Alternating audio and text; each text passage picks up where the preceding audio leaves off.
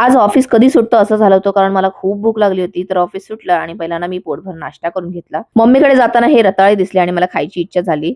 तर मग ते पण घेतले आणि बनवायचे कसे मला माहित नाही. फर्स्ट टाईमच मी बनवत होते. तर मम्मीला विचारलं आणि तसे शिजवायला टाकले. ते शिजत होते. चला म्हटलं एक साइडला मल्हारचा अभ्यास करून घेऊया. तर मल्हारचा अभ्यास घेता कुकरच्या 2 शिट्या झाल्या आणि म्हटलं चला ते शिजले तर बघून घेऊया.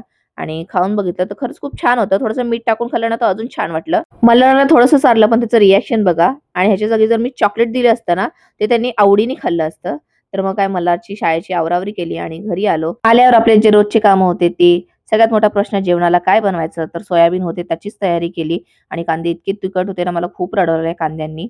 तर कुकरला टाकली मी सोयाबीनची भाजी आणि एकीकडे भात केला. रोज जेवणाला काय बनवायचं ना, मला खरंच खूप कंटाळा येतो. तर पीठ पण मळून घेतलं आणि एकीकडे चपात्या बनवून घेतल्या. जेवण बनवून घेतलं. त्याच्यानंतर घरातली जी कामं होती ती आवरून घेतली आणि त्याच्यानंतर ना मस्त फेस वॉश केला. कारण मला त्याच्यावर ना बोरोलिनचं व्हॅसलीन आहे. ते मला यूज करायचं होतं. कारण मी खूप व्हिडिओमध्ये बघितलं की ते छान बेनिफिट देतं.